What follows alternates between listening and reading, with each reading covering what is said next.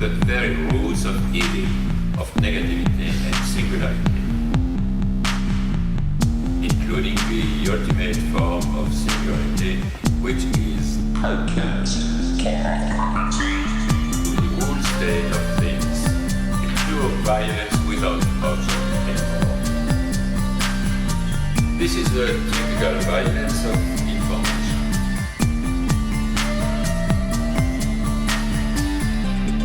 It's violent because what happens there is a murder of the real, the vanishing point of reality.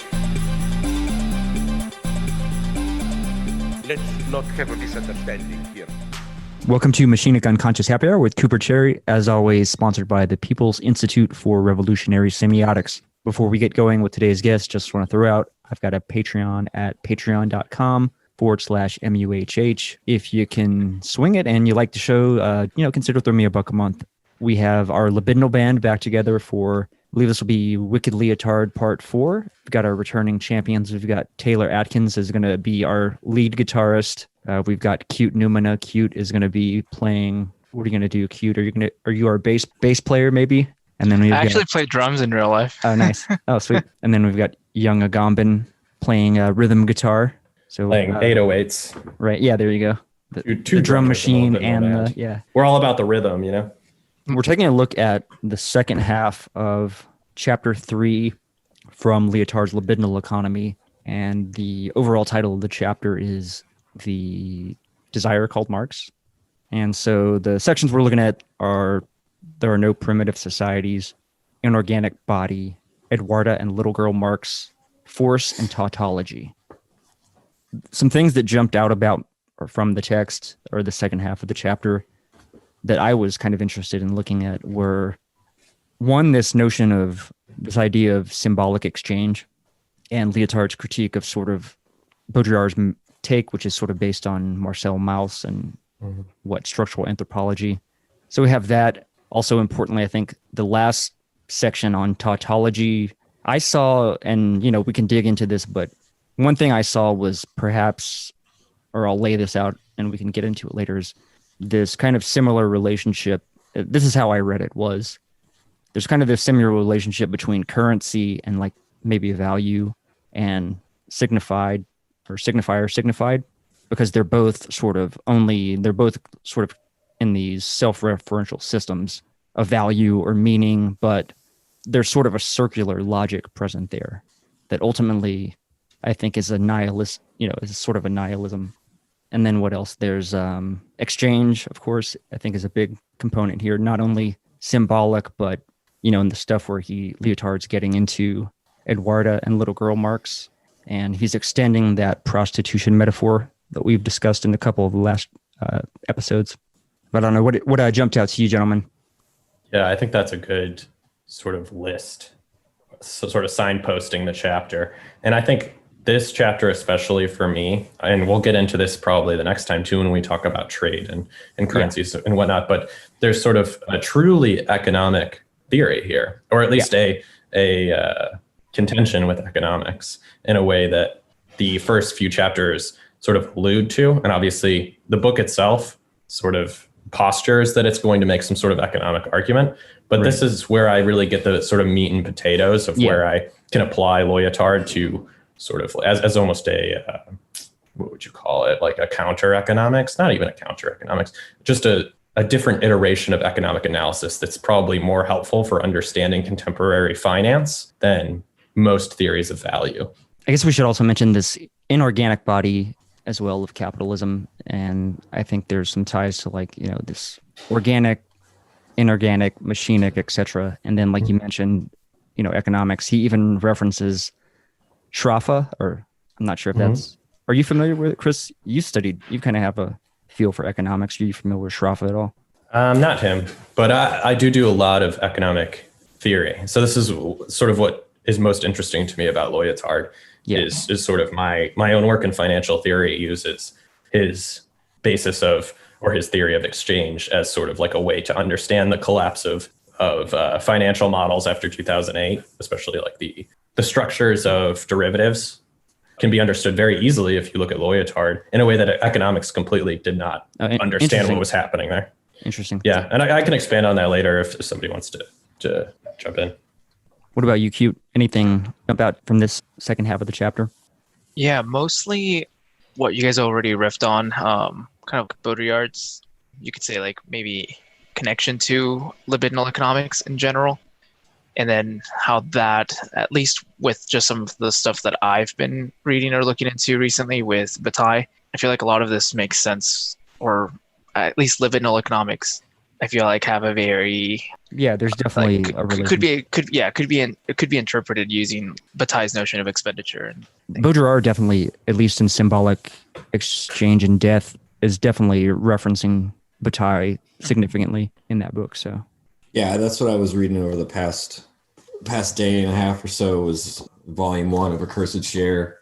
And I think that I was telling you, Coop, but I'll try to say it a little bit here, where one of the fundamental, he uses a couple of words for it, but, Bataille is thinking about what he'll call exuberance or expenditure, this excessive expenditure, or he'll even call it exudance, right? And he obviously, links it back to this, the notion of the expenditure of the energy of the sun, right? And that being necessary for all life on Earth. And, to a certain extent too, right? It is a kind of equilibrium that we are worried about, right? With things like climate change and these other things, because precisely if the sun, it weren't an orange sort of big star, but we're more like a smaller, like bright white star, it would be too much energy.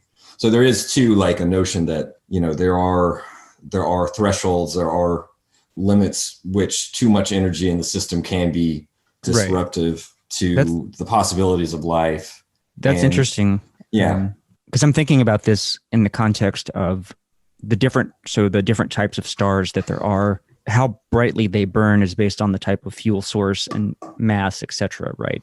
Right, the mass. So in a sense, you could lay it out as like a metaphor for the libidinal band, because in terms of intensity, the orange or the red sun is going to be, the brightest stars are a blue-white. Those are the brightest stars. They burn the brightest. They also, the trade-off there, which I think is sort of equivalent to this heating up or slowing down, speeding up of the libidinal band, is those stars burn out through their fuel the fastest. And then as you move down the sort of color spectrum of stars, they don't burn through their fuel as bright, or they don't burn as brightly, but they tend to live or last a lot longer before they go supernova or whatever the case may be at the end of their life cycle.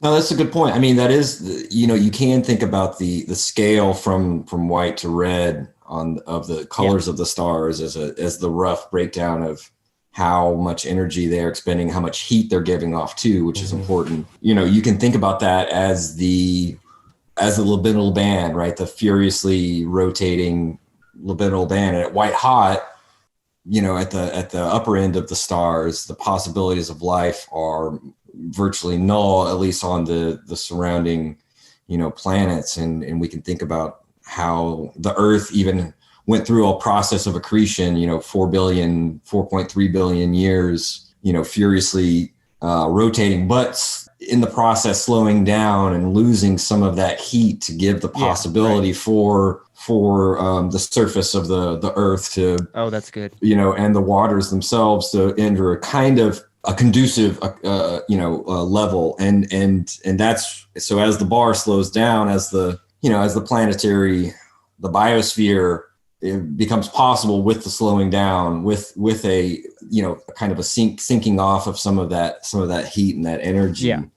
And I do think that it's it's interesting to think about exorbitance, or what Lyotard calls exorbitance, right? The exorbitant, that which precisely is either outside value or doesn't have value in the sense in which we think about it in terms of a system of exchange.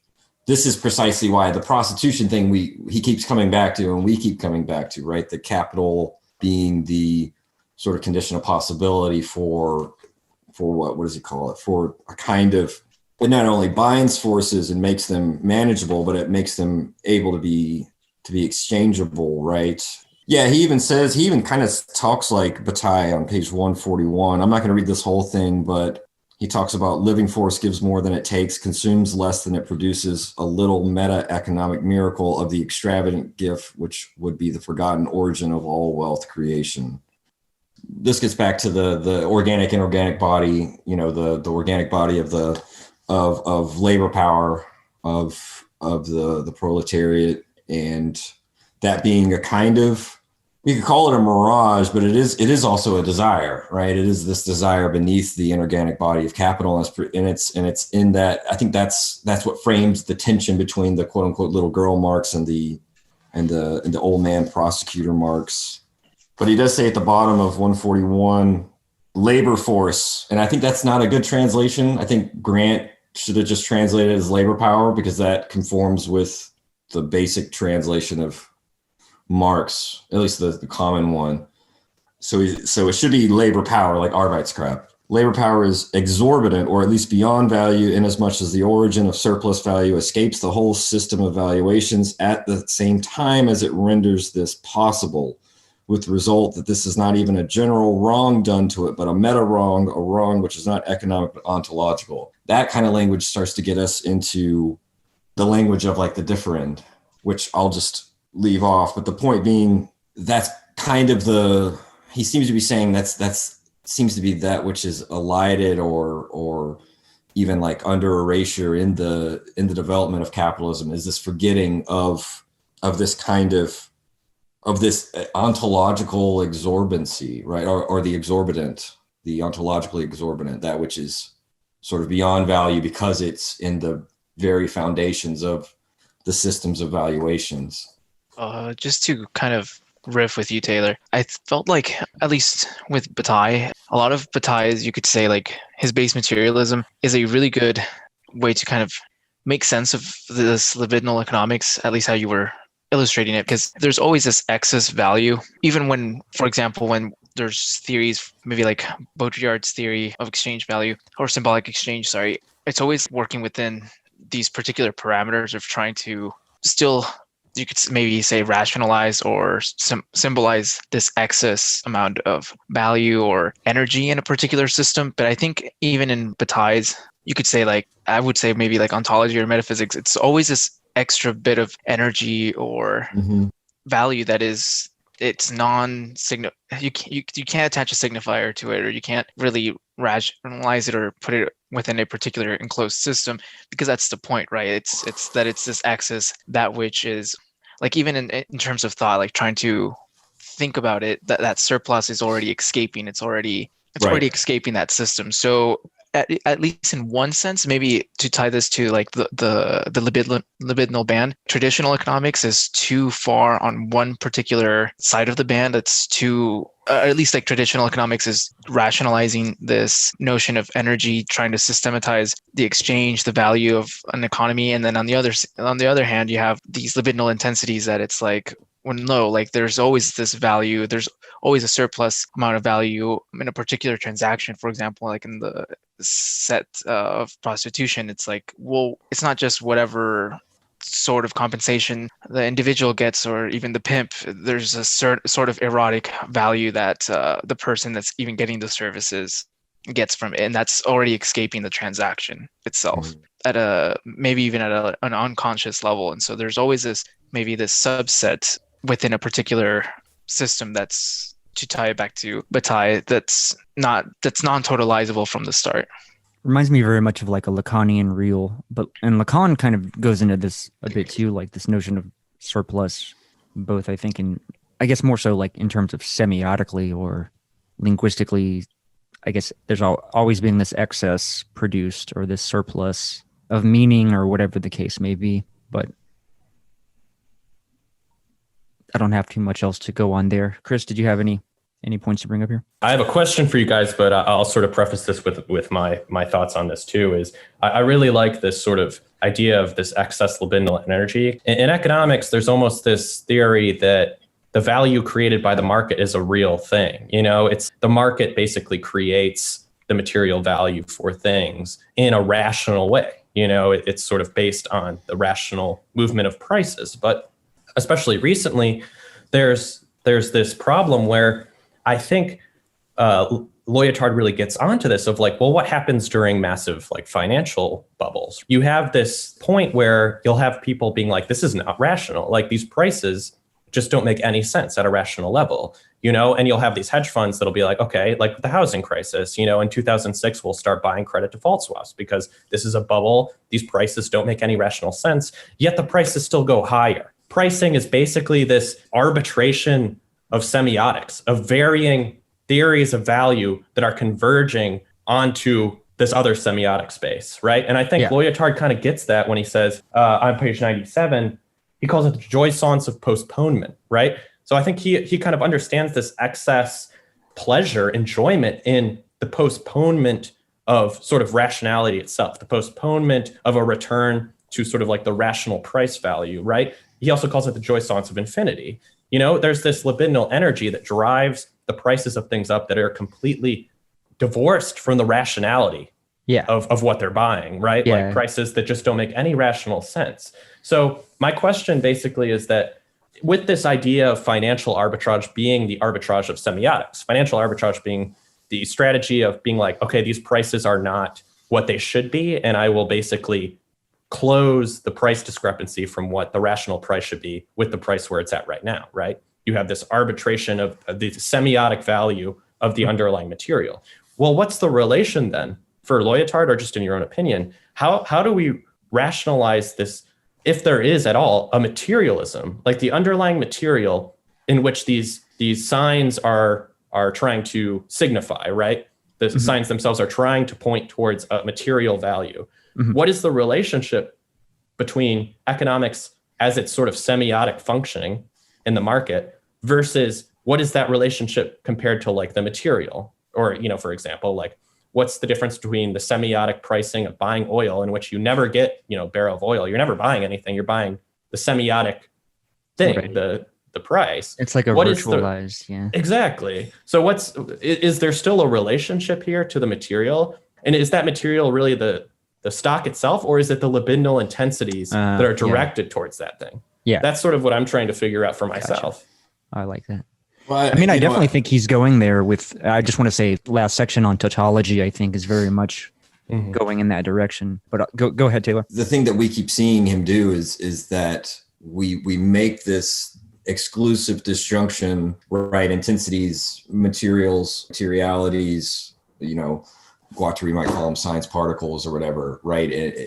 But science particles in Guattari's sense is definitely that hyper virtual object that only exists for, you know, a nanosecond, precisely because because it makes possible the kind of quantic experimental observational like position for a moment. It guarantees that theoretical crux, and so I guess that's for Lyotard, it's precisely the fact that like it's when we can only obviously in the discourse, and we've talked about this before, you know, in the discourse we have to make that cut in order to make that division theoretically and critically, and at the same time we then have to, you know, figuratively start to unwind that opposition or that exclusion, because it's precisely an effect of the representationality that we have to seize upon,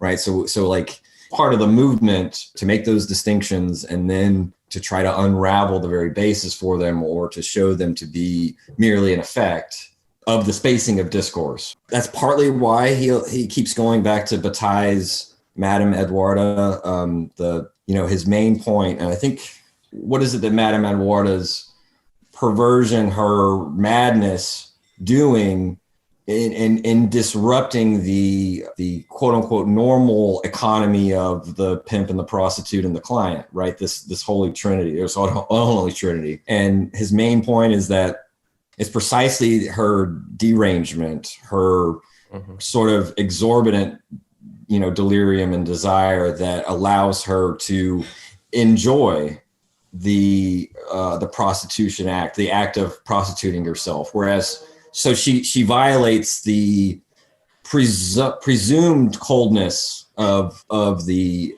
prostitute in the transactionality of this kind of that's supposed to be an exchange of money for pleasure on the part of the John, and she participates in that. She's able to tap in herself through this madness into jouissance herself, which is supposedly either forbidden her, not ontologically, but transactionally, right? Economically, it's not something she's supposed to partake in. Oh, this is on page 137. If you want to look at it, this is at the top of 137. I think it's kind of worth reading because I think it does tie together some of the stuff we were talking about.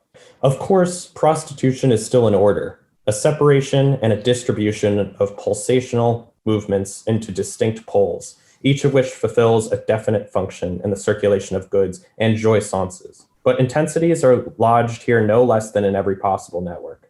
Madame Eduarda is not only a prostitute in the sense of order, which authorizes the semiotics and a sociology of prostitution. She is also a mad woman. What does her madness stem from? From excessively enjoying her profession. The rule of coldness is not respected. It is, on the contrary, the deregulation from frenzy and orgasm that she dares to obtain under cover of her job. Not the distinction between what belongs to the hypothetical lover and what belongs to the client, but the disjunctive bar turning on the disjunctive function itself. Intensity being produced without any reference to an outside, but by heating to white hot the operator of this exteriorization. The taxi driver will have shot his load as if it had just been another lay. He will have paid nothing. His vehicle will have served as a hotel bedroom. He had asked for nothing, and finally, it is insanity he held and penetrated, and not neutral, venal flesh. Eduarda, the prostitute, journeys beyond every pimp's organization, but in the same place, on the same terrain as this organization, by the very fact of her venal position as a body commodity. This is part of what we were kind of talking about, right? It's one and the same system, intensities, materialities, right? And it's precisely her madness, her delire, her derangement that this sort of deregulation of the circuit of exchange, and she kind of not necessarily breaks it, but taps into it in a way that one could call it like she receives a kind of accursed share that seemingly shouldn't belong to her in the normal states of affairs, in the normal states of the prostitute's economy. Yeah, that's a very interesting paragraph. There's a lot to unpack there. I really like what you said about that sort of accursed share that she shouldn't necessarily have. That's a really interesting. There's almost something revolutionary about when he says, use me to enjoy being used. Right. It's almost to steal value back from your exploiter. How much does that tie back to the famous quote about the English workers enjoying the destruction of their bodies in the mills and so forth, right? No, that's a direct metaphor, right? That's the beginning of chapter 3, right? Yeah. I think that is precisely drawing that point out further. Mm-hmm. Yeah, the enjoying the destruction of their bodies, right? Yeah. Maybe doing potlatch with their bodies. Like how much of it, like how are they in a way to step one up their master, right? Or like their own circumstance of oppression. It's like, oh, well, I want to work and enjoy it. I'm going to echo Taylor here and just mention to a large extent the libidinal, right, is a material, right? So in a way, you're always maybe still stuck in this notion of materiality, regardless of whether or not you could say maybe those virtual intensities exist or not. Because in a way, it's precisely because they are valued as such, maybe, that those projections, that financial capital is valued in that regard, that it is materially real in that sense, right? Because, for example, it's not so much, as you mentioned, the barrel of oil that's actually valuable Exchanged. here. Right. Exchanged, really. It's maybe even like the trust in the oil itself, Or the libidinal desire for oil's For the functionality is like electricity and whatnot. I think that's a great Exactly. point. That's exactly what the conclusion I'm currently at. I think you're absolutely right. It's substituting the material instead of the thing itself, the desire that's, the cathexis towards that object itself is the material. And in that same, you could say in the same loop, if you're maybe thinking about it in like in positive feedback terms, it's exactly because of that, it falls back on it itself so much that it it does produce that excess value. I mean, like for example, like what can you do with a barrel of oil? You can power like, I think it's like, what's the statistic? Like 160 regular like homes for like a day. Power, I forget how many cars for 9 hours, and you can create, I think it's like about like a ton of plastic directly out of one barrel of oil. Damn. And so in that sense, it's like, yeah, you're always going to have actual like material, what is it called? Material objects or commodities that are actually directly tied to the oil, but it's what those commodities themselves fulfill. Right. In terms of maybe tying this back to like Lacanian lack, how many desires does it fulfill? And in that sense, if you can rationalize that and then systematize that, that's where that value derives from. And at that point, you can attribute that value to whatever. It's kind of arbitrary. And that's like a major break, even though it's sort of almost like so simple, because you can basically get that idea from the title of the text itself, libidinal economy or libidinal economics. But there's a major break there with both Marxist and, orthodox economic theories of value. That theory of value is not the labor theory of value, and it's certainly not the theory of value that comes from any economic school of thought, where you could almost utils, you would value something due to its utility. That's not true. It's what you're saying. It's this like underlying libidinal energy being directed towards those objects, or what they fulfill in terms of almost like joy science for the person who wants to purchase it, which is a very, very important concept. And I think it's an even more important concept with sort of like the late capitalism we're in now. It certainly follows that theory of value to, it's clearly evident that that's how value works in a way that's why sort of Marxism and economics both can't really get their fingers around that, where Lyotard sort of actually makes that step that I think is absolutely true, that the underlying material is libidinal and not oil, not commodity itself.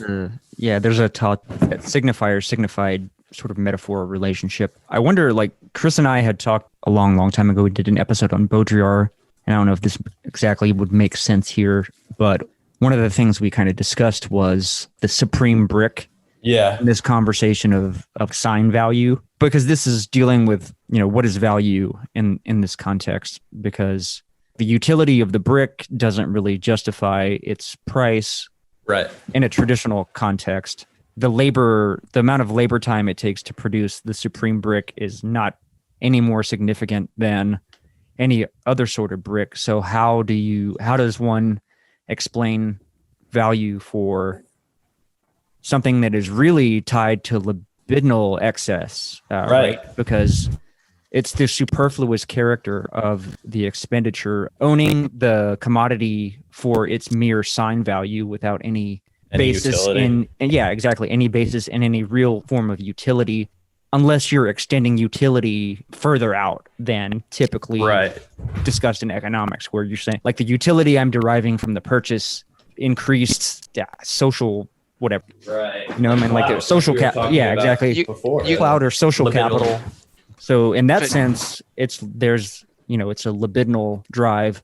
Just to add to what you've said, Coop, and in that sense, that's like maybe trying to rationalize how that makes sense, right? Right. As you were pointing to, but it's like clout in a way. Clout is still a form of value, right? Yeah. So in that sense, a transformation of value for a commodity, maybe that in itself is already virtual to that object, right? So like supreme, like the brick, like it's just a brick, right? But the social clout that you get from it is still has its own utility. It's its own utility function, and then in that way, it's like you could say it's like that saying, like humans are some of the only, some dolphins and stuff like that, but some of the only creatures that have intercourse for fun, for pleasure. It's like, how much do we value pleasure in that sense? It's just economics of pleasure. Libidinal release of exchange itself. I think there's this other interesting thing with yoking Marx and Freud in a way that brings it back to how the circulation of money, capitalism, the inorganic body of capital shows the truth, both the truth and the dissolution of the Oedipus complex, right? And this is where Lyotard keeps coming back to. He says capital is not the denaturation of relations between man and man or between man and woman. It is the wavering of the imaginary primacy of genitality, of reproduction and sexual difference. It is the displacement of what was in place. It is the unbinding of the most insane pulsions, since money is the sole justification or bond. And money being able to justify anything, it de-responsibilizes and raves absolutely. It is the sophistics of the passions, and at the same time, they're energetic prosthetics. So what I mean by that, it shows the truth of Oedipus in its dissolution, right? We already know from Anti-Oedipus and from Lyotard himself the way in which capitalism's axiomatic is constantly coming up to its limit and then pushing it out, right? It has all these different limits that it's constantly transgressing and yet able to incorporate. And if we follow Lyotard's logic and he gets this from Marx, he has all those quotes of Marx about this universalization of prostitution. I think back to one of William Blake's early poems. It's not very good, but it's and not compared to his other stuff, but he constantly, the poem's very simple, but it's basically, you've got this worker, obviously generally male, who's overworked, who then tries to sort of regulate his, let's just say the economy of pleasures with this economy of the reality principle.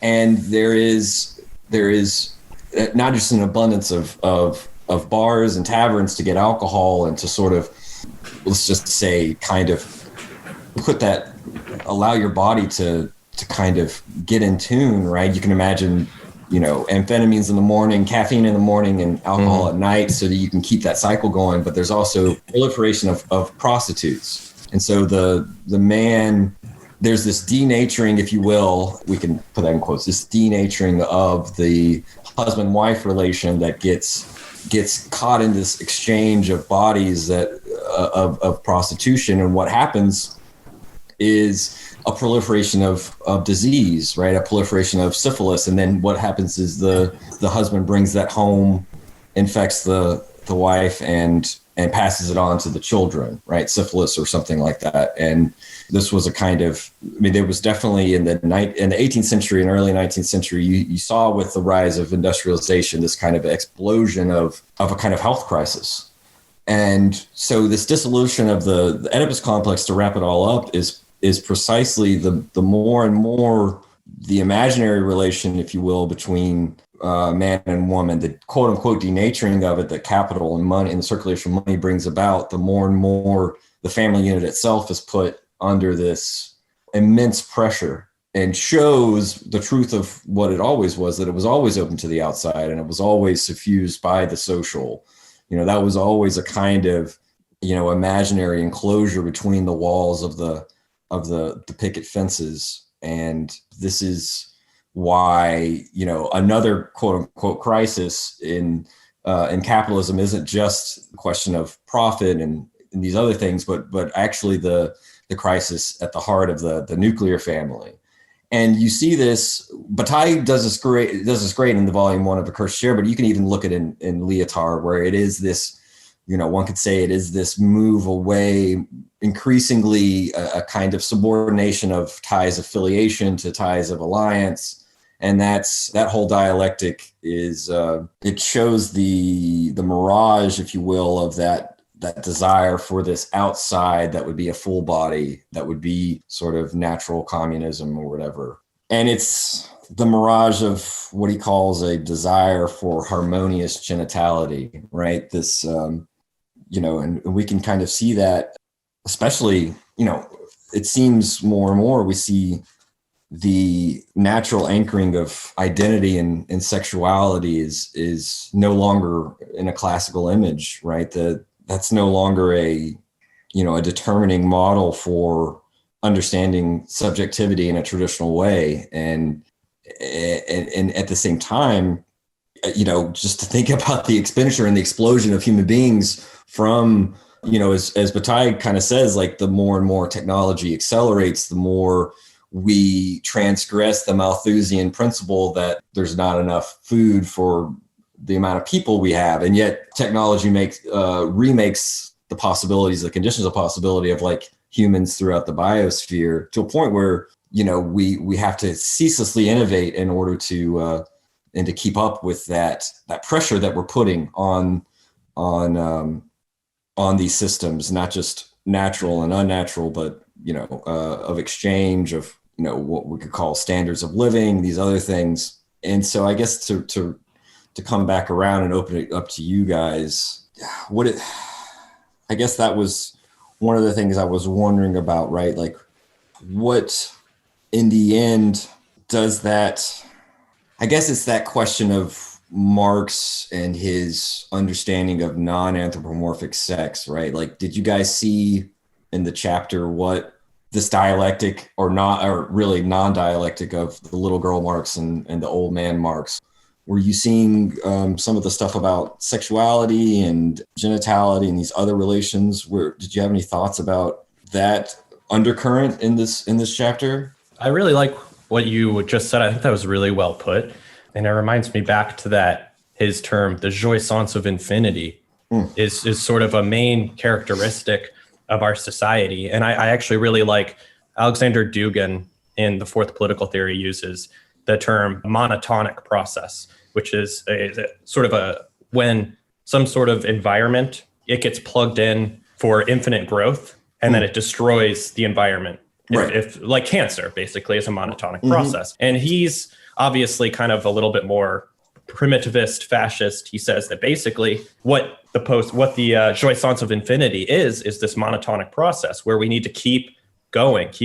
Growth itself is the value of society, And that reminds me of it comes from also that ability to reproduce at a way that's not actually very natural. Like the ability to have 14 billion humans on the planet is not something that would be sustainable in like an equilibrium environment. It just wouldn't happen. But in a monotonic process, we're pushing the very boundaries of what can be considered a sustainable equilibrium, which usually leads to destruction. And Dugin wants to say it's that, but I think it's much more complicated than that. I think a monotonic process is not necessarily a bad or destructive thing.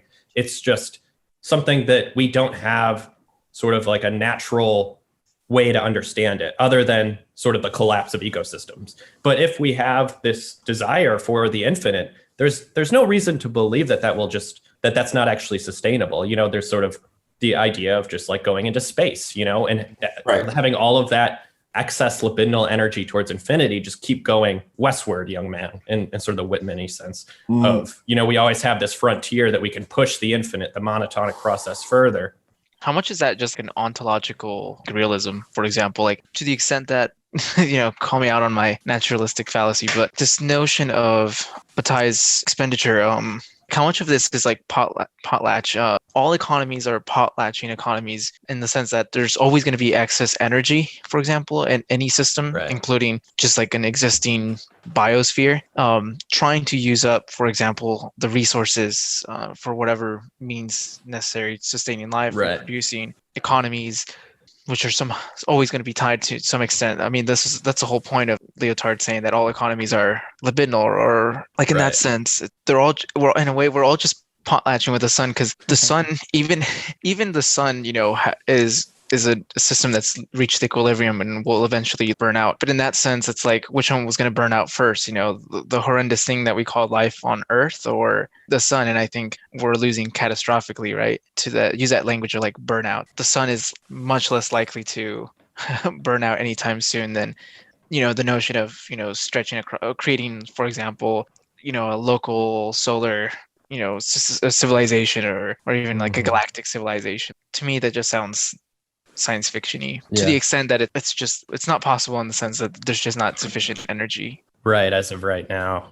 Yeah, it seems like the monotonic process doesn't have a stable source of energy right now. The idea, I think, is this excess desire, is our society capable of basically creating, innovating quickly enough to maintain enough supply of energy to have that continued excess of infinite growth. And I think you're right. Like right now, that doesn't seem possible. But if a new source of energy comes around that's capable of powering things much cheaper and with more efficiency, I tend to think that Dugin is wrong to say that the monotonic process is just naturally destructive, because I think there's something to be said about the idea of negative entropy, that humans can create sort of negative entropy in the sense that, have you guys ever heard of Maxwell's demon? The idea being like, if you had enough information to choose which particles you want to let in and whatnot, you can reverse entropy itself, And so there's this capacity for information to create a negative entropy system that can sustain itself across the entropic dissolution of the universe. The question is, what does that look like? Just to kind of push back on this, but how much of this is just an opening of time scales, right? So just because something seems, for example, short term, seems like it has like a quick burnout process, and then a qualitative innovation or even a quantitative innovation in the way that we consume resources or capitalism's next phase, how much of that is just like opening up a time scale and stretching that out farther? For example, industrialization was just a particular point in this process that you can call capitalism. Financialization seems to be the next step in that same trajectory. And, we're moving to whatever comes next. I don't even know what you could chart it as, but it seems like more and more we're just moving to this point of capitalism's autonomization from labor inputs from humans. And so in that sense, it's like how much of that is just opening up the bandwidth of time, right? And in that sense, given that there's, let's just say that like an infinite amount of time dilation that you could create for that, is it still a negative entropy process, or is it just a entropy process at a larger scale? I think it can be a negative entropy process if you can basically, like if you had AI that could open up those time scales and find enough fixed inputs, that you need to predict those things. With the increase in that time dilation, I think there's a possibility of utilizing that information enough to sustain negative entropy. And I think that's the point. The question is, how much time dilation do you need for that kind of information? And two, even more importantly, what are these fixed variables that you need to input in order to simulate these things? That's really the big problem too. Like, can you fix these variables in a way that you can find good enough theories of information? And that's going to be, I think, sort of like in the same sense of Riza's intelligence and spirit. That's sort of the challenge going forward. And oddly enough, I think it's a strangely inhuman challenge. Human intelligence is not going to be effective enough to create that kind of negative entropy. It's going to have to be the time dilation of extremely advanced computers and possibly even intelligence that is autonomous in its own ability to process that information without human inputs. I was just about to mention that sounds a lot like Reza's project. Insofar as that would be the trajectory of Guy says something that's like, as you mentioned, rightfully like inhuman, how in a way, really in a sense, removing reason or rationality from something that's uniquely human. Yeah. And in that sense, moving it to something that even more grandiose or more, I wouldn't even know the word for it, more. I liked grandiose. That's exactly what I mentioned. It is a grandiose idea, isn't it? Like to move intelligence beyond the capacity of humans, to make intelligence into an entity separate from the subjects that utilize it. It's like making intelligence an object, object for itself or something. And it makes sense though, like in the Heideggerian sense of the Dasein, the understanding of ourselves comes from our ability to have that sort of separation from the present to time. And like we're saying, if you have increased time dilation, I would assume under the Heideggerian sense that you have a more grandiose, so to speak, Dasein, or a more almost inhumanly intelligent Dasein. Unsubjectivized. Exactly. Symbolic exchange, at least for Baudrillard, I think Lyotard critiques this as not being as this notion of symbolic exchange not being sufficient. But what it is at least for Baudrillard in Symbolic Exchange and Death, he's making this argument that these sort of pre-capitalist societies engaged in symbolic exchange rather than what I think Lyotard's argument is that he says there are no primitive societies. Yeah. So there's this sort of, at least in some form, this capitalist exchange mode is maybe even like, does he call it the iron law of exchange, or I've heard that somewhere. But Baudrillard's notion is, this is something that sort of short circuits capitalist exchange. I think on page 120 is where he says some interesting stuff. He brings in semiology, Lacan, Jakobson. He says, the question of symbolic exchange, the fear is not as we have thought, the fear of no longer being able to give. The category of the gift is a theatrical idea. It belongs to semiology. It presupposes a subject, a limit of his proper body and his property, and the generous transgression of this property, yada, yada. He goes into Lacan and stuff. Basically, he's kind of saying it presupposes a unitary body. It presupposes subjects between which there would be exchange. And so it kind of I think the extrapolating, it's like begging the question of the foreclosure of like polymorphous perversity and the partial drives and the pulsions, etc., and kind of saying, and this is where he gets into saying circulation is merely production in the broadest sense, right? So circulation is also suspect. If we are to critique production, we have to critique circulation and exchange. And you know, it reminded me about Sartre on when he makes this turn and tries to craft the existentialist Marxism. You know, he wants to presuppose scarcity at the heart of economy. Yeah. And we look at someone like Bataille, who flips that on its head, if you will, or scarcity is merely an effect of primordial expenditure and excess and exudance and exuberance. And, you know, Deleuze and Guattari try to kind of hone in on a middle part, if it's even middle, but it's a non-dialectical relation between these two, because they want to say that if we provisionally can use, in scare quotes, primitive societies, what makes exchange possible is marking. And I think Bataille actually is good on this with his notion of potlatch and the fact that this excessive destruction of consumption through destruction, or this consumption through loss, is in the end a means of attaining rank, attaining prestige, which itself is both a marker and a function of, because it's about power, because in the end it is a means of establishing power as a marker, right? It then Establishing clout. Well, yeah, you can call it clout.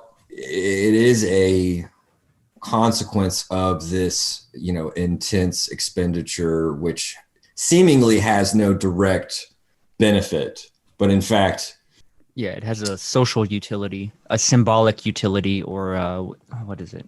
Sign value, more than anything, in a Baudrillardian sense. Right. And so I think that, you know, for Deleuze and Guattari, you know, to talk about the gift or the counter gift, the symbolic exchange as primary, is to kind of put the cart before the horse, or whatever, right? That there is, that the territorial machines, right? That they are markings, they are marking bodies, they're taking, that one has to first take stock, right? The circulation of values presupposes an establishment in bodies of values, right? Is it worthwhile to look at this famous Lacan quote, one of my favorites, about love?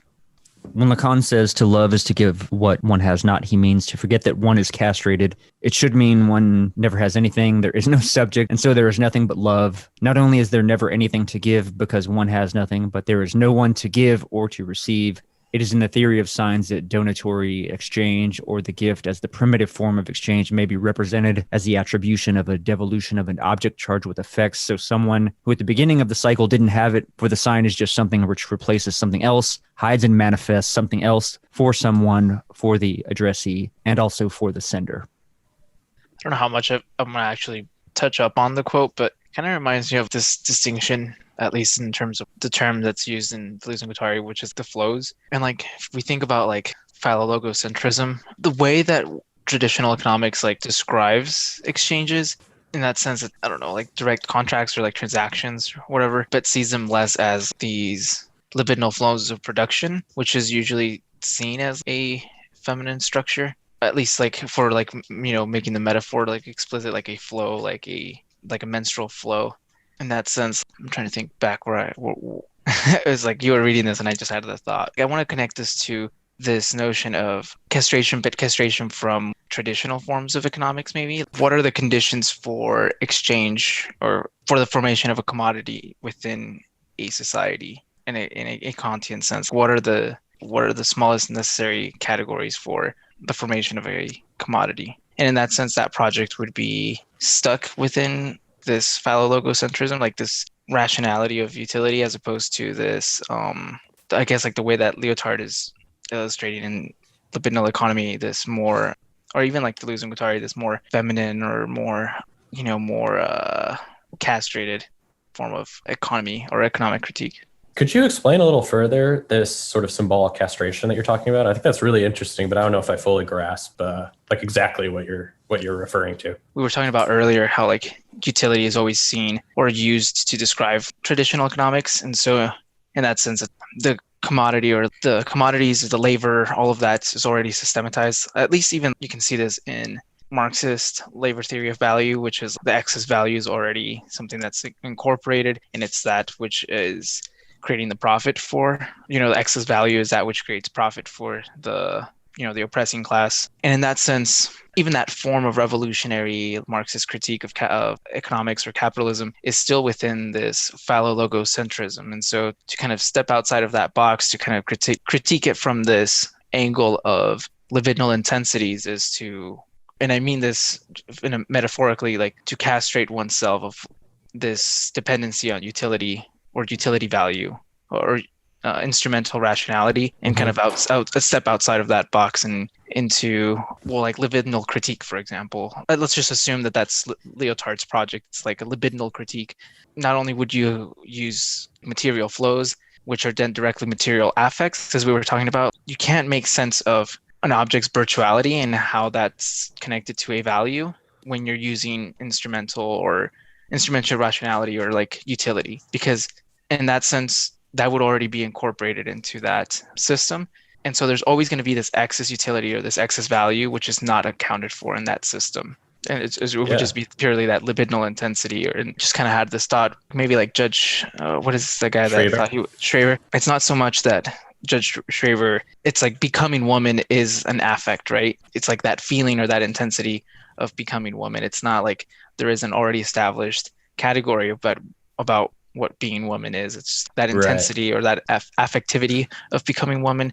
And in a way, maybe like that's what this, like you can see the project of libidinal economy in the same way. It's like economic critique becoming libidinal or something like that. I think it's interesting, like back to that Lacanian part of it. I like that idea that there's this infinite excess. And I think Lacan's idea of lack being sort of, you have desire that's directed, or you're becoming using desire towards a certain signifier, say becoming woman. You have an idea, a signification of what woman means. Mm-hmm. There's always an excess desire that's going to overflow on the signifier, because you never are really becoming, like you're saying, the signifier or becoming the thing that's sort of like platonically ideal in your head. It's always just the direction, basically, of your becoming, which is always excessive to the signage that you're using to direct your desire in the first place. Does objet play into that as the object cause of desire, and that sort of horizontal movement from object to object of desire? You want to explain a little further? I think that's a really interesting point. I don't know if I can that well. Yeah. I don't know. Objet gets a little bit confusing, but I feel I have the idea of that being like the motion of desire is this sort of parallel movement from object to object as you're sort of following this trail. You pick up the commodity, you consume it, and then you just move onward, because there's always that excess. It always reminds me too of like in, maybe this is a little bit of a sidetrack, but it reminds me of the void of sort of success that David Foster Wallace was really into, of like people who reach the signification of what they wanted to become very early in their life. Like for David Foster Wallace, it was the fact that he was kind of an acclaimed novelist before he even, was 25 years old. And once you reach that sort of signification of becoming, you hit this void where you realize what you desired is not actually the thing itself. It was just sort of a way to direct your desire, that now you still have to desire something. Your desire is excessive to the goals that you had in place. In that sense, are you sort of still trapped? I described it earlier as that the sort of iron law of exchange. And I think that's kind of the castration that Kute was talking about, or at least how I understood how you were explaining the symbolic castration, is that castration of not ever getting to actually fully satisfy your desire through an object, but to always have that excessive desire that'll create sort of a void once you get the object. Once you get what you actually want, you realize it's not actually what you wanted. It was just something that captured elements of your desire. And you sort of mistake that for what you wanted. My life would be complete if I simply won the lottery or something. And then you win the lottery and you realize that the desire is still there. Right. It didn't just get fulfilled. I would just say that it's the sentiment of what you're saying is exactly right, but Lacan wants to like make this a little bit even more paradoxical. It's precisely insofar as objet petit is a mirror effect, is a part of the imaginary. It's when we sort of are too close to it and we see that it's not lacking, that it's somehow full, like with Wallace, and it's like the dog catching the tire. What now, right? So it's when that it's not lacking, that's precisely when anxiety arises. So that's why the object-ptia is something that always has to be, quote unquote, for a neurotically normal, relation of desire, has to be perpetually deferred, right? And that gets us back to this notion of the postponement, about Marx talking about the artistic unity of his work and how he needed everything has to be like together to then be able to create a sort of evaluation and valuation of the artistic whole. And it's that desire for unity that I think brings Lyotard to, again, gets us back to questioning this theory of communication that we see either in semiology or in this anthropological symbolic exchange, this presupposition of unitary subjects, even though, quote unquote, reality is dissected and partialized from the start. So, yeah, I mean, I think that on my book, it's 127, but Lyotard actually brings up the object-ptia. He says, so once again, the connivance appears between a philosophy of alienation and a psychoanalysis of the signifier, both nihilist religions. Apart from Baudrillard's use of the latter, making it slip into optimism towards the hope of a restitution of the true state of desire, whereas the strictly Lacanian version, if indeed it implies a dialectic of the cure, nevertheless rules out that the illusory object-ptia and its function of the fixation of ambivalence in the occlusion of the want to signify might never be dissipated. Interminable analysis, permanent revolution. And so I think Lyotard there is, not just dinging Baudrillard a little bit. And we talked about this last time with this dialectic of the noble savage and this origin that would fill in a supposed lack, the true versus the, just that notion of the true that Lyotard wants to rail against. I think that he's kind of taking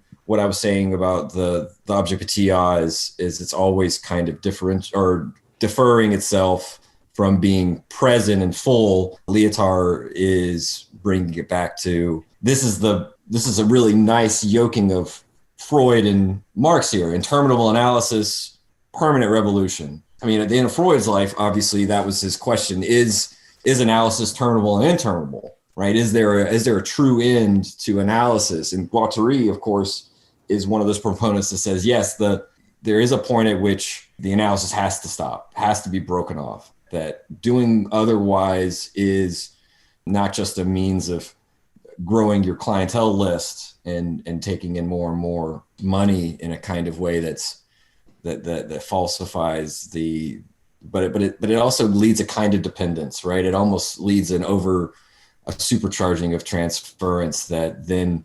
the analyst becomes either the priest and the gateway to desire or whatever, but also a kind of crutch. In that sense, also a stumbling block and an obstacle for, because for Lacan, the cure is always just a bonus, right? Even if the cure is theoretically important, for him, it's a bonus. And it's whether or not yoking in the permanent revolution here too gets us back to what he says earlier in the chapter about, the Communist Party less wanting revolution than wanting the means by which to produce the revolution and thereby accrue to itself the kind of attribution of either being at the vanguard or whatever. And you see the dissatisfaction with a lot of French intellectuals with this more and more kind of conservative alliance between the official French Communist Party and someone like de Gaulle and these other thinkers, that they're always trying to pose that they're always saying like the conditions aren't ripe or whatever, right? So trying to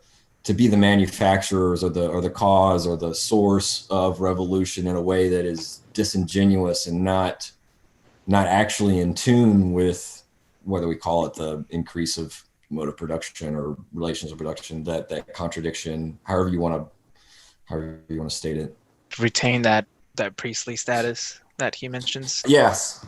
I guess this is a question for all of you guys, but Taylor, since you brought it up, in terms of how much of this is directly then kind of underlying the whole failure of, is it May of '68? In terms of that, if we're, as you mentioned, if you're joking in Marx and Freud and, setting up that perpetual revolution, it's like, well, they were so close to getting what they wanted. Maybe they did get what they wanted, right? And then that notion, they were so close to, revolution, you could say, or that in that very nature that by very virtue of that, they couldn't have that. It wasn't what they actually were set out, or yeah, correct, like wanted at the end. That's like Coop should quote the quote, but the Lacan quote to the students of May 68. I don't know, Coop, you probably have it better from memory if you want to say it. The one about what you want is what a you new really master, want and you will get it. Yeah, yeah. Something along those lines. It's hard not to think about the works that we commonly bring up, Symbolic Exchange and Death, Anti-Oedipus, even the in this chapter he cites Francois Guéry a number of times, the co-author of The Productive Body, and he talks about that. That came out in 72, and this came out 74, 73. So obviously all of this is in the aftermath. We can't forget that it's in the aftermath of May 68, and whether or not you want to call it a failed revolution, that's not necessarily wrong. It is, and again, it's not right to, what you get a sense of, especially with reading the cross biography, The Intersecting Lives, especially with Guattari, the reason why he's constantly both kind of like inside the French Communist Party and sort of creating all these different groups that are trying to ceaselessly push it to the left is precisely because of the resistances that there's something about the party that it was constantly wanting to slow things down and make compromises you can't blame the party itself for the failure of May 68 to have opened up into something more. It is more so that the conjunction of workers and students, especially the students, that kind of conjunction, can't necessarily be theoretically foreseen and predicted. And so the aftermath of it, leads to all of this kind of reflection about, whether we say it's the conjunction of the analytic and the revolutionary machine, as Deleuze and Guattari want to talk about in terms of schizoanalysis, or with Lyotard and questioning, this questioning Marx and Freud in his own way in terms of libidinal economy, right? That all of this, 68, if anything, forced this kind of reflection that you see a huge leap from the preceding generation that was content, like even Sartre comes a little late, in 60, right, in the Critique of Dialectical Reason. There's still a way in which classical Marxism, whether or not it's bolstered by existentialism, doesn't yet have the proper tools theoretically to lay the foundations for not just predicting, but providing, positive theoretical means for 68 to take hold of. So it's that kind of thing. It's this, Lacan might talk about it as like this eruption of the real, right? And there is a way in which it's both a trauma and, the wound for which we were born. It's something that has to be, I'll just say, 68, what I think about a lot is coming out of nowhere, so to speak, if you will, at least theoretically, coming on conditions on the ground. It's very different from all the revolutions we saw in 1848, which was preceded by the Communist Manifesto. We can't say that there was a direct cause, but it was definitely a rallying cry that helped to mobilize, these multiple disparate movements in many different countries. And you can see 68 as also like a dissatisfaction with the evolution of the Soviet Republic, post-Stalinism, and the failure of, or the tension and the seeming failure of what is meant to be a global communist movement being merely kept in the in these disparate states and nations. Yeah. And so that, I think that kind of dialectic and that tension overflowed boundaries for which neither the conservative typical political parties, including the French Communist Party, had means at their disposal to either direct or to channel in ways that could have led, even for a national institution of quote unquote, communism or socialism or whatever, right? But it did lead to certain concessions too. Mm-hmm. And I think that we see with Lyotard and Deleuze and Guattari and Badiou and these other thinkers, those concessions were means of stopping that overflow, that spillage, rather than necessarily promoting. It was a way to keep the bar from spinning too fast, right? Like that. I think that's super interesting, and I think Lyotard especially is the one who, to me, well, just in my own personal reading of him, is this sort of postmodern critical turn that he's trying to lay on us. That's more in the postmodern condition, this collapse of meta narratives, which I think is the major critique we need to put onto historical materialism, because it's like you're saying the failure of 68, or sort of the view of both communists, left accelerationists, and reformists, is this historical materialist meta narrative that communism is inevitable, that the revolution is inevitable, therefore we will make our long march through the institutions, as Lyotard says it, right? And instead, you get this collapse of your potential to actually create these sort of political ideals that you have. Instead, you're sort of allowing these concessions to sort of institutionalize your views under this view that eventually you will reach these long-term sort of goals. But what I think we see today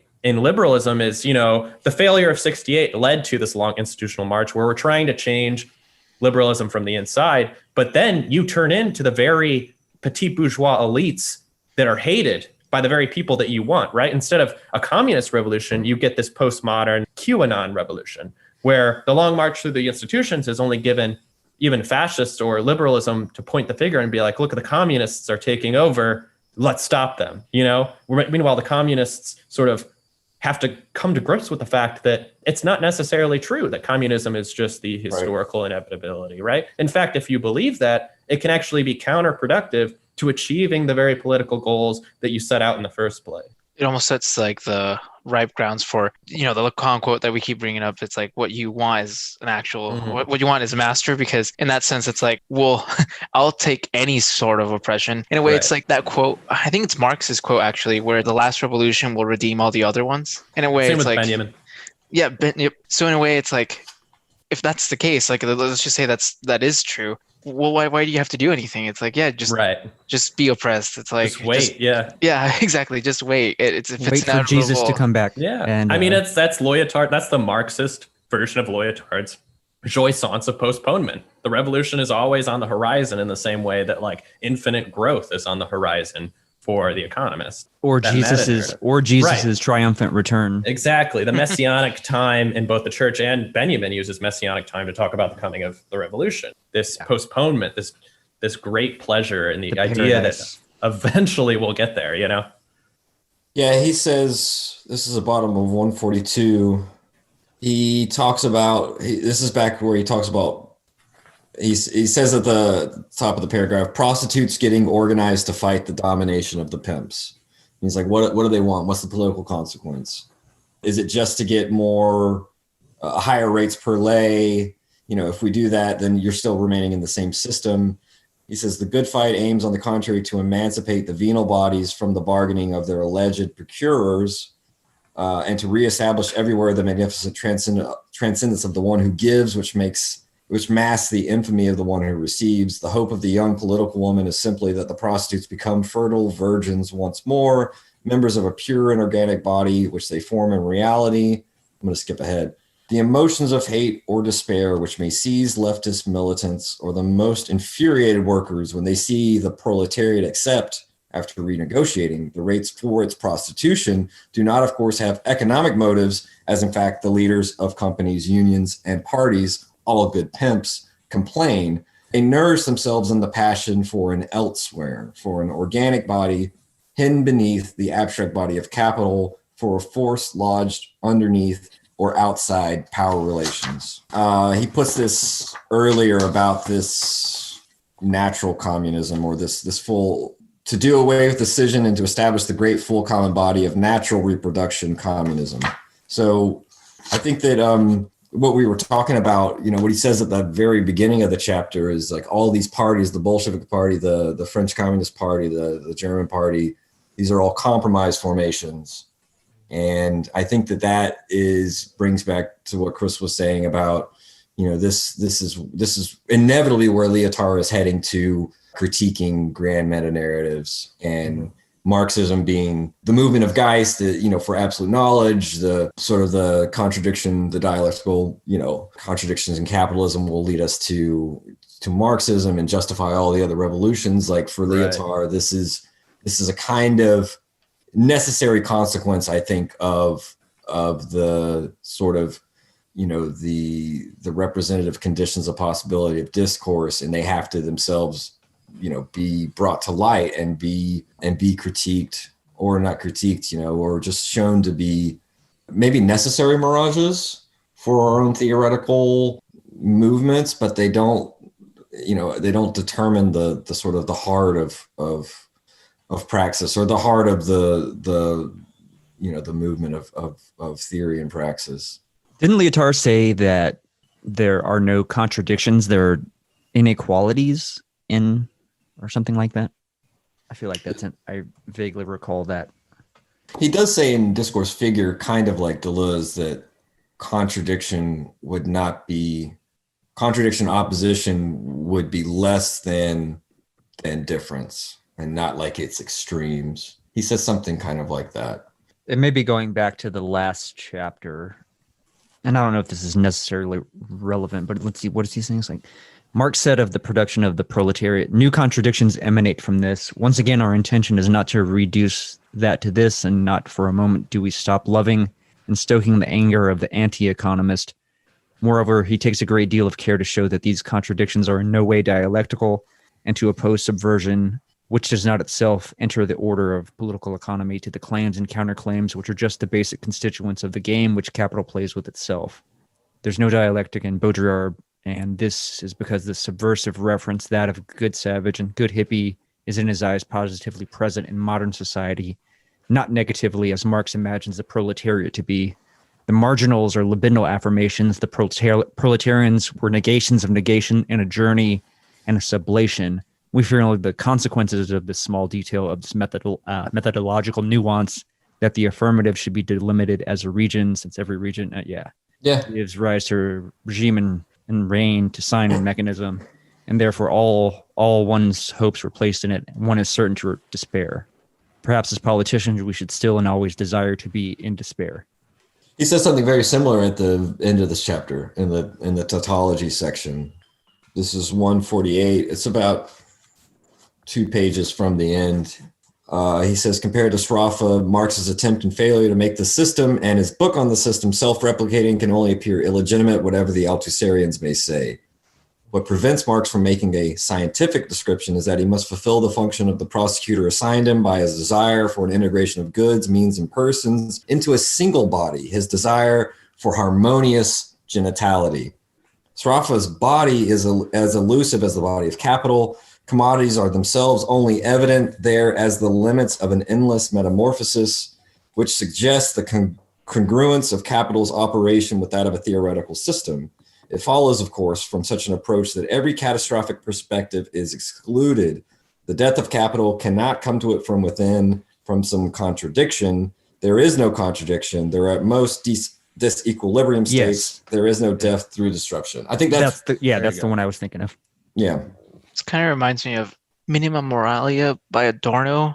He kind of talks something similar like this, that whole notion of Marx's critique is established on contradictions, and there are no contradictions because that's already part of the capitalism's dialectic in a way. Like it's already right.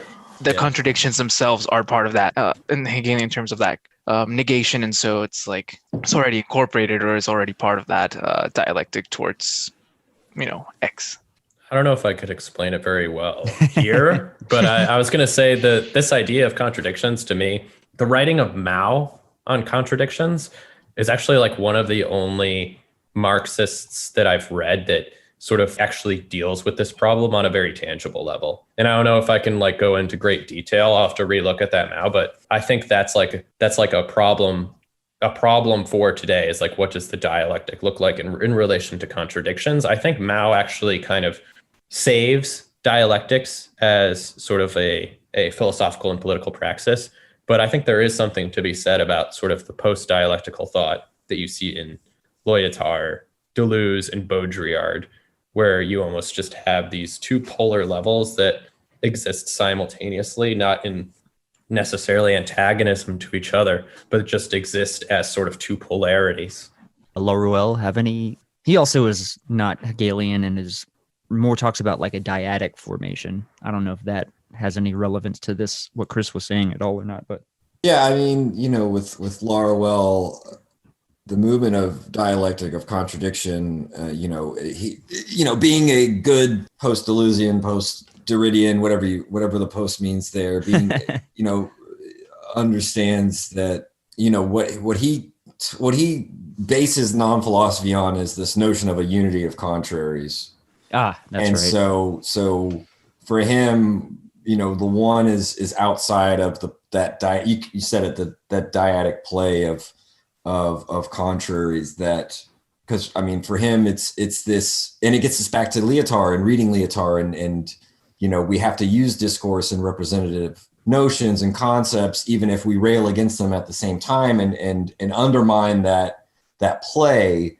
I think with Laruelle, this is precisely the goal of non-philosophy, is to show systematically how we can free up language in its representative aspect without considering the movement of contraries through absolute spirit, blah, blah, blah, to be somehow co-determining or of the real, right? And so this is why what he wants to, critique in philosophy is its spontaneous use of language, and how it has a certain faith in the use of language that it fails to theorize and it fails to see.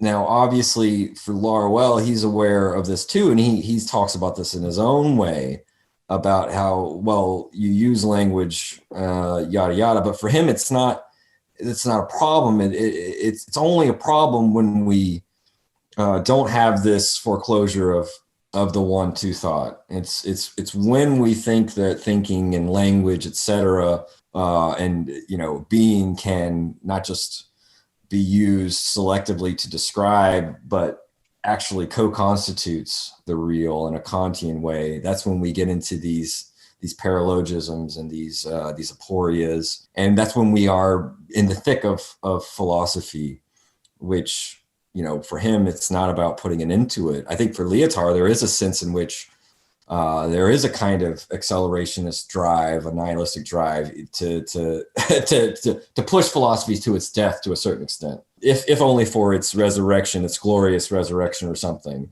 right? But I think with Laruelle, it's no question of killing philosophy, and that's a kind of that repeats a kind of romantic heroism. It repeats the philosopher's heroic gesture of sort of intervening and saving the real from another philosophical system. And then that just gets us back no better than Plato with this question of the hierarchy of claimants, right? And I think that Laruelle wants to put an end to that, the hierarchy of claimants, which doesn't necessarily mean in Majorca's sense that all thoughts are equal.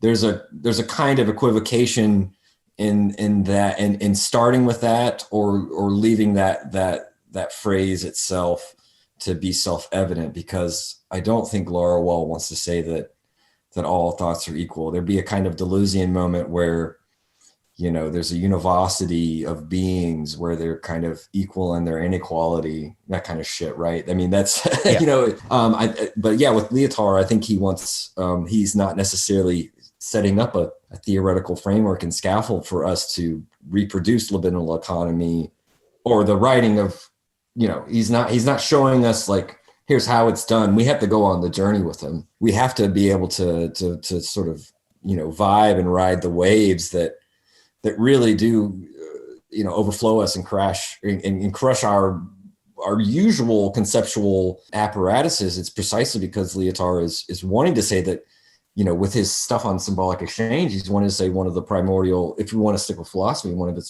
elements of exchange is concepts. And I think Laruelle would agree with Lyotard there, that it's precisely the symbolic exchange of concepts in this kind of in this way, in this, you know, sort of this movement and shuffling of concepts that philosophy excels at, and that it never calls into question, because it is it's its lifeblood. Well, you know, he wants to say that all philosophies are kind of these belated abortions, and they're always on life support, but never cease to work for all of that. How much is there a parallelism between, so Lyotard's kind of notion of not anti-critique, but he's saying, you know, we're kind of done with critique. Is there a kind of equivalence to like Laruelle's approach to non-philosophy there, like in a certain sense? I just think the terms see what I'm don't saying? overlap. I think the terms wouldn't overlap. I don't think Laruelle would reject there being critical notions. I just think that it can't stand by itself. It can't stand alone.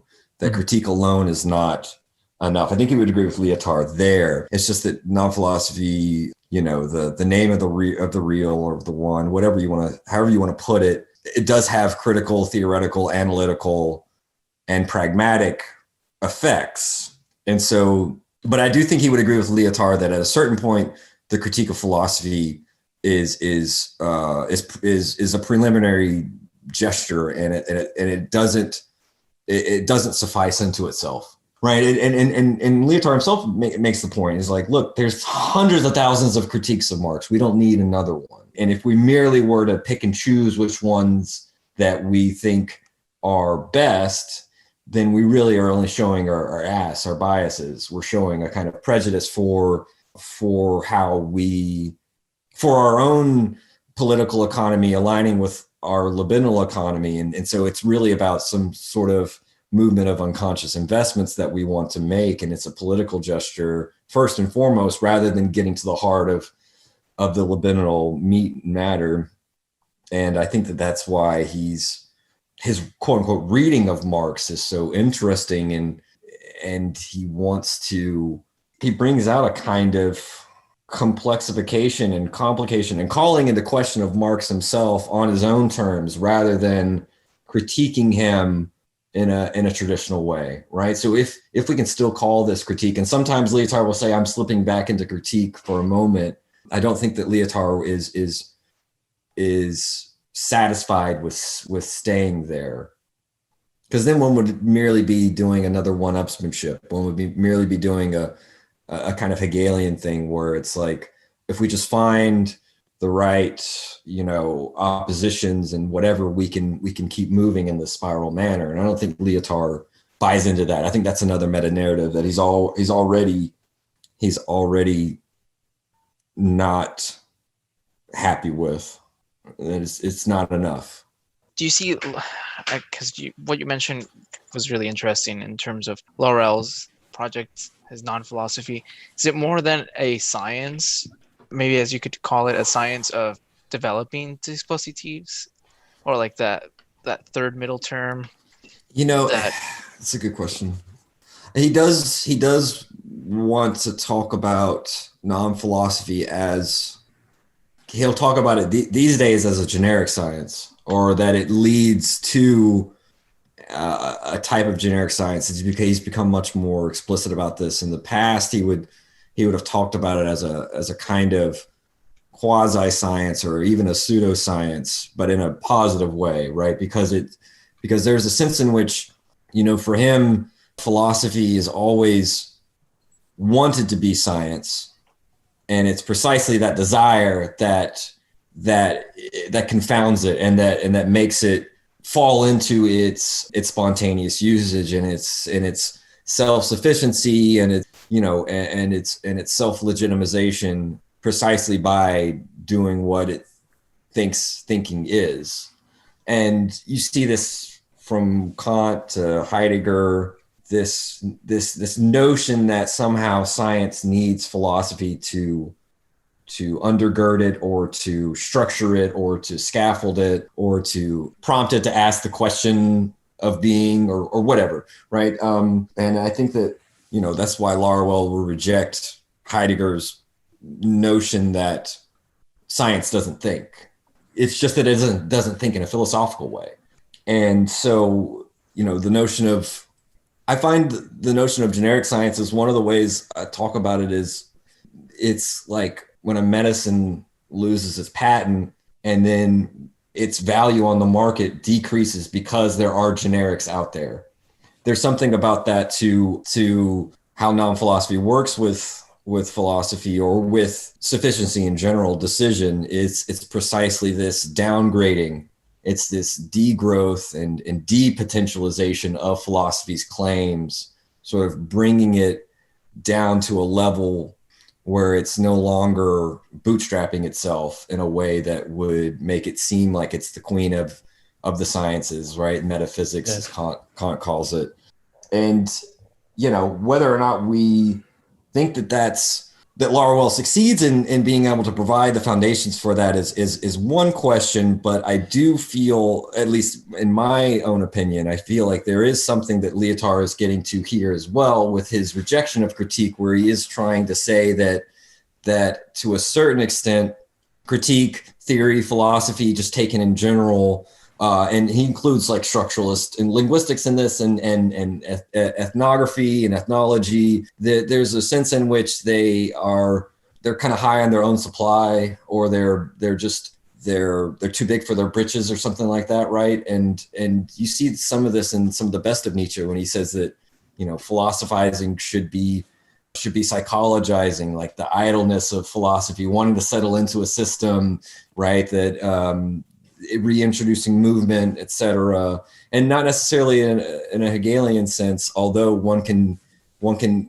there are some great Hegelian thinkers. I mean, Nagarastani is obviously one of them too, but Gabriel Catrin, who is, I think, tapped into some of this, where, reorienting Hegel in a certain way, we can use it to constantly undermine all these presuppositions that we bring with ourselves as human, subjects and all of this, and to be able to like radicalize that undermining, because for Catrin, it's about sort of that there's a gravity of thought, there's a gravitational hold and force that sort of keeps us bound to the earth, which we use as a territory to sort of build up these edifices, and that we need to like unmoor ourselves from this gravitational center and become like the astronauts of thought, right? I think he may have called them like noonauts or something, right? Like we need to like untether from that solid foundation.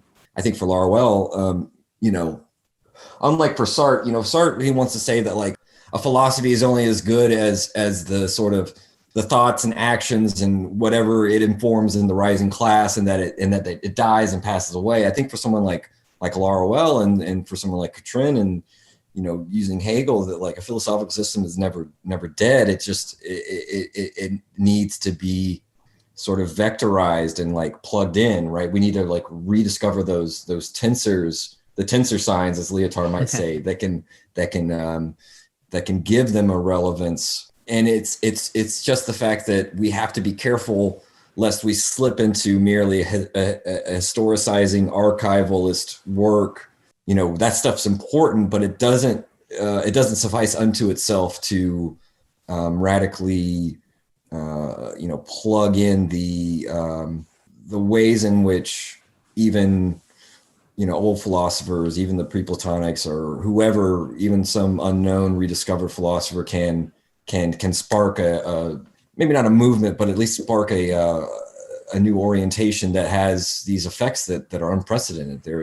It's unforeseen, thoughts, potential opening of events for action. It's unforeseen, and I think that's why Lyotard again is wanting to say critique's not enough, right? Critique seems to be hedging your bets, seems to be more of a compromise formation and a stabilization and a lubricating of the means of circulating concepts, rather than a sort of an effusion or an exuberance, right, as Bataille might say, that would overflow the bounds of the system. And I think that that's essentially why this is a kind of an accelerationist text, right? When he's saying that contradictions aren't going to kill capital. It doesn't come from within, right? You have to push further. And you can see that there would be an allegiance with Deleuze and Guattari, at least of anti-Oedipus, with like absolute deterritorialization, push it further. Guattari saying like, no, it's not that we need less commodities and gadgets. We need more, push it more and more and more. It's that, like, in the Deleuze Guattarian sense, that's that search for new weapons. It's not push it further to get to this accelerationist version of historical materialism where we reach the conditions for what we want. No, it's let's push this to find more potential, more weapons, not to get somewhere. Reminds me of that Nietzschean quote too, where Nietzsche writes along the lines where he's like, I'm not writing for people of my time. Yes. And so it's like, yeah, you can even see this in Artaud or Deleuze and Guattari, or even like Lyotard. Their Nietzscheanism, if you want to call it that, is precisely why you can't really see this like straightforward trajectory, for example, that you could maybe see in someone like Kant, Hegel, Schelling, Fichte. Maybe in a way why they stand out is because the AI started wanting to get into this guy's Geist confirmed. Is a ghost in the shell? Yeah, AGI is a Geist confirmed, guys. Negrestani was right. Sorry, I lost my train of thought, but essentially I just wanted to say basically just echoing that these figureheads of French philosophy, their Nietzsche revivalism kind of sets them apart, because precisely they are taking Nietzsche to heart when he says, I'm not writing for people of my time. And in a way, it's like, what does philosophy look like? It's not a straight linear development. It's as you guys already mentioned, it's like this tactile or palpation of things to come. It moves and fits and starts or something like that. Exactly. Maybe something to wrap up on. The last kind of big nugget, relatively speaking, would be on page 144, just right above that last paragraph on that page. And then on to 145, Lyotard is sort of discussing Freud and death drive a little bit here. I'll just kind of pick up here. Living force is the pulsional source of the event. Capital is its death as its binding. Nevertheless, Freud distributed these roles in the opposite way. What produces the event in the system is the death drive. The eros of life is what produces the system. Of course, the inversion of signs enables us to discover an optimism in Marx and a pessimism in Freud. But this, in its turn, conceals the essential, since the Marxist dialectic is fulfilled entirely within the interplay of force and system. The action is indirect, as one could wish, of the former on the latter is what carries it to its point of rupture. With Freud, on the other hand, the opposition between the lethal pulsions and the erotic organization is neither dialectized nor dialectizable. Subject to an action of the cure, of course, the latter binds the former and, in a sense, benefits from it, the famous secondary benefit. But the former are not external to the regulated apparatus, they rather inhabit it. And this unthinkable cohabitation of the regulator and deregulation in the same signs is properly the dissimulation or dissimulation through which every intense sign appears as a coded sign. And some coded but inassignable signs conceals an intensity. Even if Freud gets this wrong, for example, interpreting the death drive as aggression and civilization and its discontents, therefore reestablishing a sort of pulsional binarism, it remains that his invention of 1920 gives rise to a dissimulatory monism. There is no equivalent in Marx. Too much of a Christian for that. One first entirely decidable effect, and it is original for this androgynous Marx, is the splitting of force into living force and dead force. Living force gives more than it takes, consumes less than it produces, a little meta-economic miracle of the extravagant gift, which would be the forgotten origin of all wealth creation. What is killed in reproduction is this absolute, improbable, negentropic excess. It is a matter of the true origin of capital, the immutable event which always underlies this process of growing accumulation, which must give rise to its death sentence. The force of labor conceived in this way, a force which gives out more than it expends, fully satisfies the petition formulated by Bataille for expenditure and consumption. Now, there's even this sentence too kind of goes with it. What is this force if not the return to critique of an element indispensable to the model of the sovereign gift? force consumes itself, and in this very consumption, which enables the accumulation of capital, such a model is set up against that of exchange. And then he goes on to say labor force is exorbitant or at least beyond value, inasmuch as the origin of surplus value escapes the whole system of valuations at the same time as it renders this possible. Maybe the death drive was the friends we made along the way. Mhm. It's interesting that he wants to say there's this monism, and it really does force us to think back to Beyond the Pleasure Principle, and which is a wild text. Lyotard says it's his most excessive and emotional text, which I find interesting, especially considering that it starts with a reflection on the end of World War I, right? So it is this kind of meditation on, excessive mechanized warfare and obviously the death, the machines of death involved. And I find it interesting that his thing is precisely the binding of energies in the system that the system itself requires, and almost it's a condition of possibility for the system not to crack up and dissipate. Is binding the death drive, or is it the life drive? And obviously Lyotard is trying to, as we've talked about before, it's not necessarily having your cake and eating it too, but showing that they are not necessarily they're not opposed. They're like duplicitous, right? That they conceal one another, right? As he says about the intent sign appears as a coded sign, vice versa, right? That dissimulation that he spoke of. So would it be like maybe just to add like a rejection maybe of some underlying telos in this? Some sort of binary opposition between these two concepts would be like a direct teleology or like a particular teleological progression, by kind of making it by kind of drawing it out as a monism, kind of letting both modalities like stand out on their own. The death drive is just as much part of a living organism or this part of life as much as life is this inevitability, just process onto death.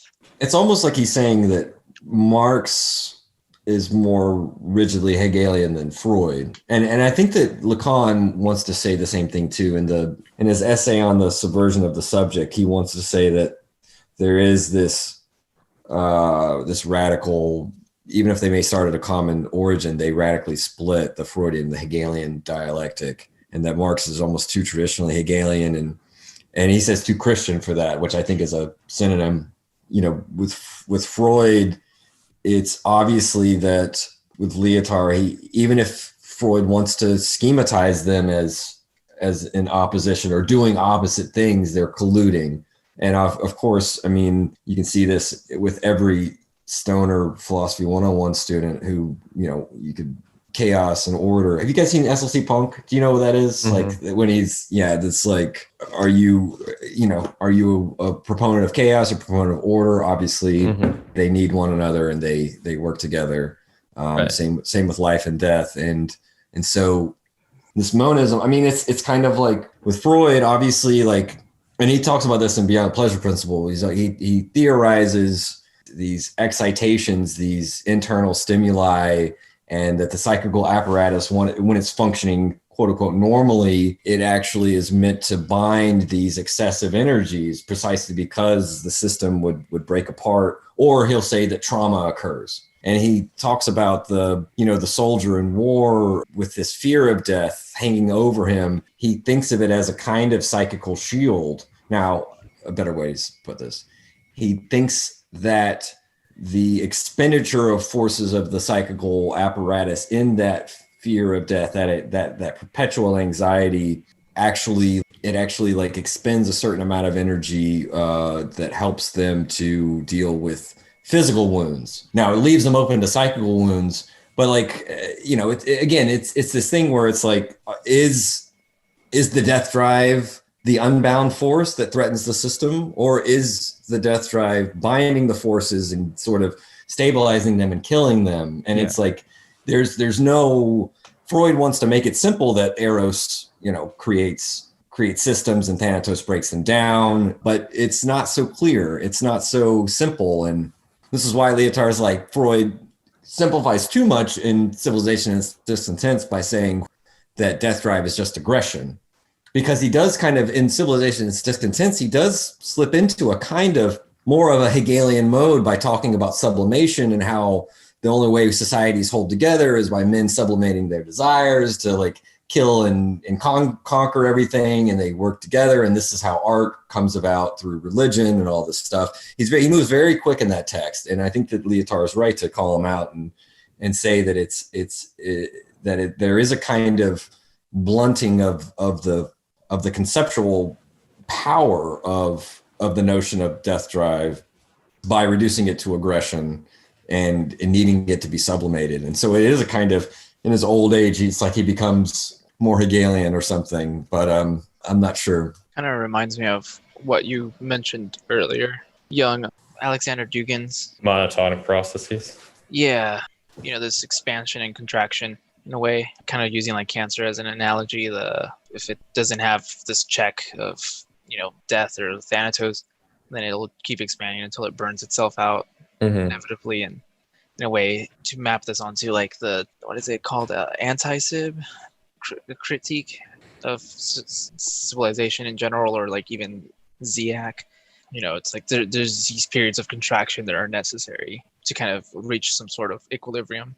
I've thought a lot about this and tried to do a lot of writing about the death drive as sort of a projected onto the social generally, or like civilizational death drive. And it's kind of complicated to me. And, I love Beyond the Pleasure Principle. I've read that book so many times, and probably my favorite Freud text, maybe other than Negation, which Taylor was reading the other week. But the complexity to me is there's simultaneously these two different things going on for the death drive of the socialist to me. In Freud's idea of the death drive, it's his death drive is the desire to return to a prior state of being. It's almost like an ossification of what I would say like the institutions of a society. You know what I mean? It's almost like a desire not to change is the death drive, right? But then simultaneously, I think there's this separate thing going on that I don't even know if I'll call it the death drive, but there's also this almost like apocalyptic vision of the society, right? There's like this idea that like something needs to change, or that something will basically collapse or end. You have simultaneously the death drive that causes the stasis of institutions, where the life instinct is not strong enough to sort of move beyond the stasis that the organism, being the socialist, has created for itself. But then there's also this Beyond the Pleasure Principle that's even further, that wants to chart out a specific social death, which I think is common in almost every social ideology or sort of vision of society, is sort of like the death drive of communism would say the death of capitalism, fascism would say the death of liberalism, and even liberals would see this sort of death drive function themselves as like the ultimate stasis of the world, like a universal almost stasis of universal beliefs and institutions. And I've always been very interested in how you would project this death drive onto the socialists generally. Which one of those two, sort of in my sort of half-assed conjuring of a death drive, which one of those makes more sense in the Freudian sense? Is the death drive that inability to change that eventually causes, say, like an ecological collapse because we don't have the life instinct enough to change literally the supply chain of energy production, or, the organization of the socialists in order to survive further? Or is it a death drive that's actually like revolutionary, and that society, we have a desire to end society itself as it currently stands? Almost in that Dark Deleuze, if you read Dark Deleuze, his whole thing is the death of this world, this desire to kill it, to change, which I think in my own interpretation is almost a life instinct to me. The apocalyptic, right? The apocalyptic vision that usually, like Pynchon would say, the young people, he loves that young people have this apocalyptic vision of how do we end this world in order to start something new. I tend to think that that's actually not a death drive. It's actually like almost a apocalyptic utopianism. Any final thoughts on that? Anyone else? If not, I think we can wrap up. I think that was excellent. That's the death drive. We'll have to try to clarify that some more as we keep reading. Absolutely. I'm always interested in clarifying that. Like I said, I've never even come to the proper conclusions over years of trying to figure this out. So I'm always interested to hear what you guys have to say about the death drive, especially as it's applied in sort of this critical theory, like social sense. All right. Well, that'll wrap us up for today in our 4th episode of Wiki Lyotard. I don't know if you want to plug anything real quick before we sign off officially, but if so, speak now. Give this man $1. Go to his Patreon. Go to his Patreon page. Support Coop. If you can pay for a cup of coffee, you can pay for $1. Podcast, yeah. Come on. Definitely buy Taylor's translations and definitely read Cute's text, especially I think the past 2 were some of your best work. The past 2 essays you wrote, I really enjoyed those. So everybody go to Cute Noumena's Medium to read those. Well, this is going to be Machinic Unconscious Happy Hour with Cooper Cherry, signing off for the week. The very roots of evil, of negativity and singularity, including the ultimate form of singularity, which is outcast, the whole state of things, the pure violence without object anymore. This is the typical violence of information.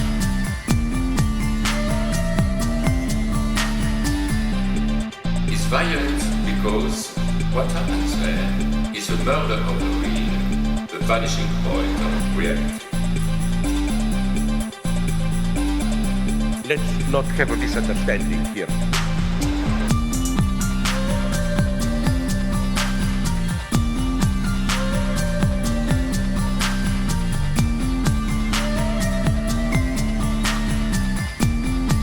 What I meant is the following.